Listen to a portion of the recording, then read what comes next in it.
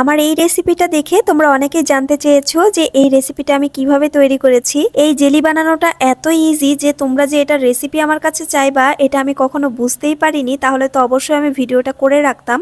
আমার একদমই ভিডিও করা হয়নি, তবুও আমি তোমাদের সাথে একটু শেয়ার করি এটা আমি কিভাবে বানিয়েছি। এটা আমি আমার ছেলের জন্য বানিয়েছি। মাত্র 5 টাকার একটা পাতা দিয়ে কিন্তু এতগুলা হয়েছে। দেখো, এই যে দেখো, এই একটা পাতা দিয়ে কিন্তু আমি বানিয়েছি, আর এই একটা পাতা থেকে এতগুলা হয়েছে। তো যাই হোক, আমি রেসিপিটা বললাম যে আগে ভিডিও করা হয়নি, এই জন্য তোমাদের সাথে শেয়ার করতে পারলাম না। প্রসেসটা খুবই ইজি, তোমাদেরকে বলে দেই। প্রথমে আমি 1 গ্লাস পানি নিয়েছি, 1 গ্লাস বলতে কাচের গ্লাসের 1 গ্লাস, আর এই একটা পাতা দিয়ে দিয়েছি। সাথে কিন্তু আমি এক্সট্রা কোনো কিছু মিশাইনি, মানে চিনি বলো বা অন্য কিছু বলো, কিছুই মিশাইনি। কারণ এই পাতার ভিতরে না যেই ট্যাঙ্কগুলো থাকে এটা অটোমেটিক চিনি দেওয়াই থাকে। 1 গ্লাস পরিমাণ গুলালে একদম মিষ্টি হয়ে যায়, আর কোনো কিছুই মিশাতে হয় না।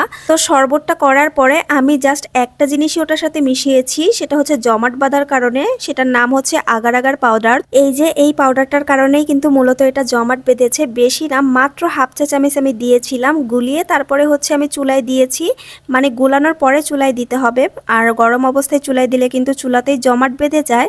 তো গুলিয়ে চুলায় দেওয়ার পরে আমি জাস্ট 2 মিনিট একটু বলক উঠে এসেছে, তারপরে আমি নামিয়ে নিয়েছি। জাস্ট এই সিম্পল প্রসেসেই কিন্তু এটা একদম রেডি হয়ে গেছে। আর ঠান্ডা হতে লেগেছে মাত্র 5 মিনিট। আর এটা দেখো 1 গ্লাস শরবত দিয়ে কতগুলা হয়েছে। আমার ছেলে তো ভীষণ মজা করে খেয়েছে। এটা কিন্তু পুডিং এর মতো বাটিতে দেওয়ার পরেও কিন্তু পিস পিস করে কেটে নেওয়া যেত। আমি ইচ্ছে করেই এই ছোট ছোট বাটিতে দিয়েছি। আর ওই পাউডারটা দিয়ে কিন্তু তোমরা যে কোনো ধরনের পুডিং বানাতে পারো খুবই ইজিলি। বিশ্বাস করবা না, 5 মিনিটের মধ্যেই হয়ে যায়। তোমরা ওই যে ডাবের পুডিং বলে, তারপরে ফুড পুডিং বলে, আরও যেগুলো যেগুলো পুডিং আছে, মিল্ক পুডিং, আরও অনেক ধরনের পুডিং হয়। তো সব কিছুই কিন্তু ওই পাউডারটার মাধ্যমে তোমরা করতে পারবা। আর এই ধরনের পুডিং কিন্তু ফ্রিজে রেখে ঠান্ডা করে গরমের দিনে খেতে ভীষণ মজা লাগে।